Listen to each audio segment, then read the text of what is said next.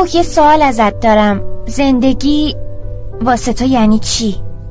زندگی واسه من یعنی جیمین. واو، یعنی من زندگیتم؟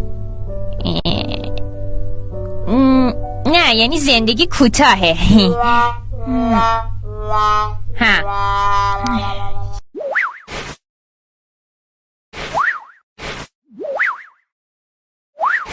جین، جرأت یا حقیقت؟ جرأت. جذابترین فرد بین ما رو ببوس.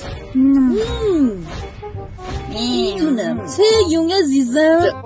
جانم. برو کنار، جلو آینه وایسادی. میخوام برم آینه رو ببوسم. برو. چیا؟ زایه شدی. به این جذابه کیه؟ وای تو باز آینه به دیدی؟ تو چه؟ تازه میخوام ماچمم کنم. جان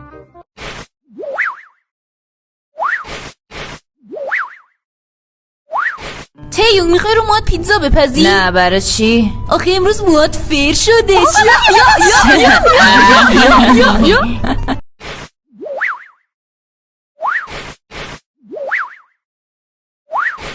تیون تو چی؟ روم یا سینه؟ این کارو نکنید، شخصیت مهمتره. چلو مرغ میخوایم بخوریم داداش.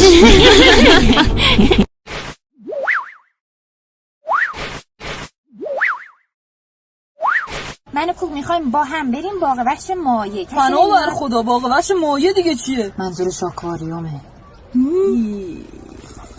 خب حالا کی با همون میاد باغ وحش مایه؟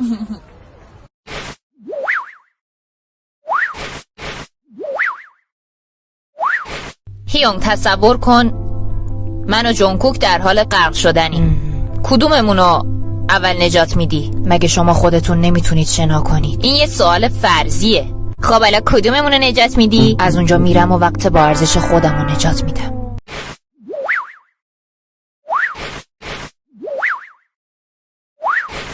جین، میدونی دیشب تو خواب همش داشتی به کوک فحش میدادی؟ کی گفته خواب بودم؟ بیدار بودم. چجور؟ میخوام بگم فخ.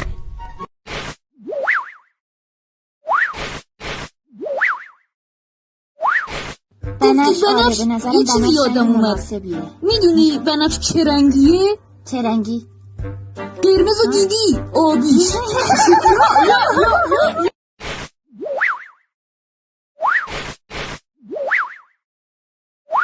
خوشبختی یعنی داشتن دوستای جذابی مثل من. نه، منظورم تو نبودی. مثل من. منظورم تو هم نبودی. مثل خودم.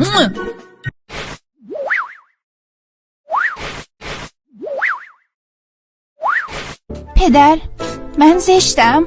این چه حرفیه میزنی پسرم؟ تو زیباترین پسری هستی که من به عمرم دیدم. بابا، به نظرت من زشتم؟ خیلی زیاد. خاک تو سرت.